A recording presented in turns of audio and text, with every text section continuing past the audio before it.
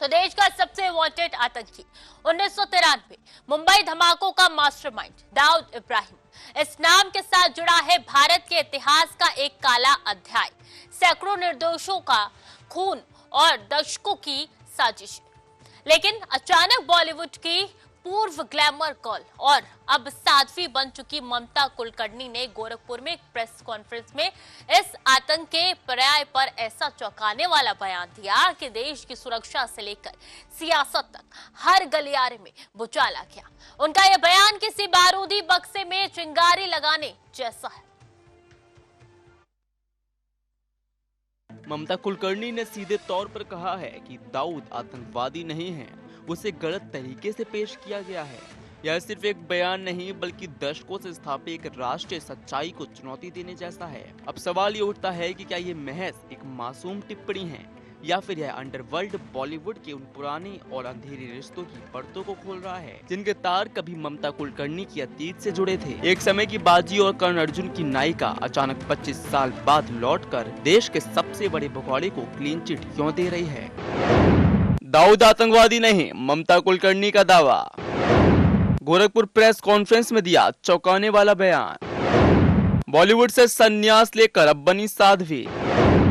देश भर में मचा सियासी और सुरक्षा बवाल। 90 के दशक में ममता कुलकर्णी बॉलीवुड की ग्लैमर डॉल थीं, लेकिन उनकी अचानक गुमशुदगी और फिर ड्रग्स, अंडरवर्ल्ड और विवादों के साथ उनका नाम जुड़ना उनकी कहानी को एक रहस्यमय मोड़ दे गया है। अब सन्यासी वेश में लौटकर उन्होंने जो बम फोड़ा है उसने पुरानी अटकलों को फिर से हवा दे दी है। उनके अनुसार दाऊद इब्राहिम को दुनिया ने गलत समझा। वो आतंकवादी नहीं बल्कि एक गलतफहमी का शिकार इंसान है। इस गलतफहमी ने 250 से अधिक लोगों की जान ली थी और हजारों को घायल किया था। क्या ममता ये भूल गई हैं?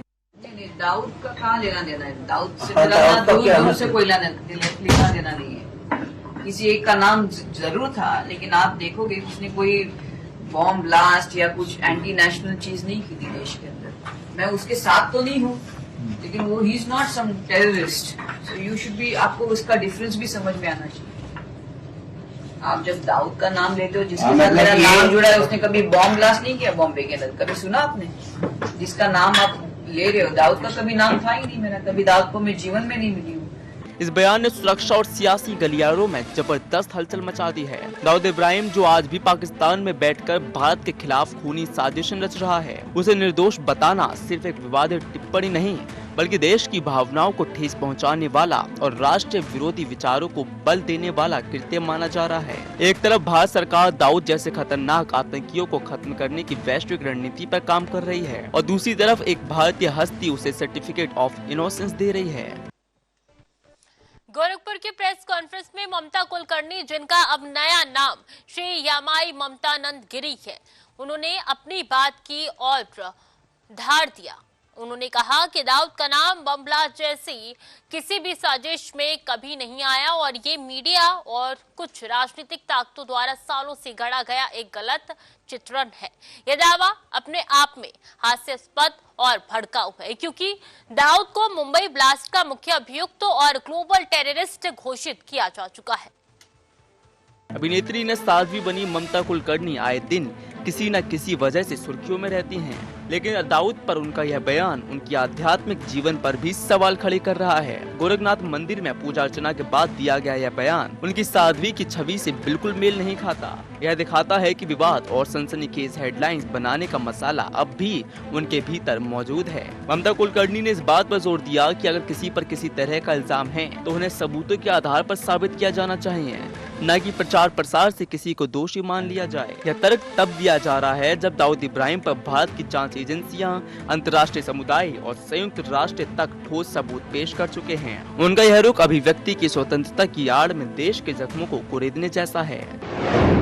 दुनिया ने उसे गलत समझा, ममता का तर्क। 1993 में 257 लोगों की मौत भूल गयी। बयान से अंडरवर्ल्ड और बॉलीवुड रिश्ते फिर चर्चा में।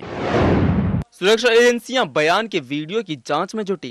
उनके इस बयान के बाद सियासी और सामाजिक हलकों में तीखी प्रतिक्रिया आने शुरू हो गई है। कई संगठनों ने इसे विवादित और भड़काऊ बताया है। स्थानीय प्रशासन ने बयान के वीडियो की जांच करने की बात कही है ताकि यह सुनिश्चित किया जा सके कि यह किसी तरह की सांप्रदायिक या कानून व्यवस्था से जुड़ी समस्या तो पैदा नहीं कर रहा। यह मामला सिर्फ दाऊद का नहीं है बल्कि उस सीमा रेखा का है जहां अभिव्यक्ति की आजादी देश की सुरक्षा और संवेदनशीलता से टकराती है। ममता कुलकर्णी का निजी जीवन भी कम विवादित नहीं रहा। 2013 में अफवाह उड़ी थी कि उन्होंने इस्लाम धर्म कबूल कर लिया है, जिस पर उन्होंने कहा था कि अगर ऐसा भी हो जाए तो यह गलत नहीं है। इसके अलावा ड्रग तस्करी के आरोपी विक्की गोस्वामी के साथ उनके रिश्ते की खबरें भी लंबे समय तक सुर्खियों में रहीं। हालांकि ममता ने हमेशा शादी की अटकलों को पूरी तरह से झूठ बताया था। उनके जीवन की ये परतें दाऊद पर दिए गए उनके वर्तमान बयान की गहनता और मकसद को समझने के लिए जरूरी है। 25 साल बाद 2024 के अंत में दुबई से भारत लौटी ममता कुलकर्णी ने संन्यास की घोषणा की थी। प्रयागराज महाकुंभ में उन्होंने किन्नर अखाड़े से दीक्षा ली और महामंडलेश्वर बन गई, जिनका नया नाम श्री यामाई ममता नंदगिरी है। उन्होंने दावा किया है कि वो अब अपना जीवन मानव कल्याण और सनातन धर्म के लिए समर्पित करेंगे। हालांकि उनके संन्यास का रास्ता भी आसान नहीं रहा। प्रयागराज महाकुंभ में किन्नर अखाड़े में महामंडलेश्वर के पद को लेकर भी वे चर्चा में थीं। विरोध के बाद उन्होंने एक बार पद से इस्तीफा दिया, लेकिन फिर उन्हें दोबारा वह पद मिल गया। अध्यात्म के शिखर पर पहुंचने के बावजूद उनका यह बयान साबित करता है कि विवाद और मीडिया अटेंशन की भूख अभी भी कहीं न कहीं उनके भीतर मौजूद है। ममता कुलकर्णी के फिल्मी करियर की बात करें तो 1991 में तमिल फिल्म नान बरगल से शुरुआत करने के बाद उन्होंने 1995 की शाहरुख खान सलमान स्टारर करण अर्जुन से अपनी पहली असली पहचान बनाई। तिरंगाबाजी, आशिकावाला जैसी उनकी फिल्में हिट रहीं। उनकी आखिरी बॉलीवुड रिलीज 2002 में आई कभी तुम कभी हम थी। सिनेमा के पर्दे से दूर होने के बाद उनका नाम ड्रग्स केस में सामने आया और वह भारत से दूर हो गईं। श्री यामाई ममता नंदगिरी का नया रूप। किन्नर अखाड़े की महामंडलेश्वर बनी ममता। आध्यात्मिक चोले में भी बयानबाजी का तूफान। देश पूछ रहा है मासूम दृष्टि या फिर एक साजिश। अब बॉलीवुड की बोल्ड ब्यूटी से किन्नर अखाड़े की महामंडलेश्वर बनी ममता कुलकर्णी देश के सबसे बड़े आतंकी को क्लीन चिट देकर किस तरह की राजनीति या सामाजिक जमीन तलाश रही हैं? या वह खुद को अंडरवर्ल्ड के निशाने पर आए लोगों की आवाज के तौर पर पेश कर रही हैं? या फिर वह विक्की गोस्वामी जैसे पुराने कनेक्शनों की तरफ एक मौन इशारा है? इस बयान के पीछे का एजेंडा अभी पूरी तरह से बेनकाब होना बाकी है। यह फैसला देश करेगा कि क्या यह बयान एक सन्यासी का मासूम आध्यात्मिक दृष्टिकोण है या फिर यह दाऊद इब्राहिम जैसे जघन्य अपराधी को बचाने की किसी गहरी साजिश का हिस्सा। जो भी हो, ममता कुलकर्णी ने एक बार फिर विवादों की आंच को तेज कर दिया है और देश की जनता अब इस पूरे मामले की सच्चाई जानने का इंतजार कर रही है।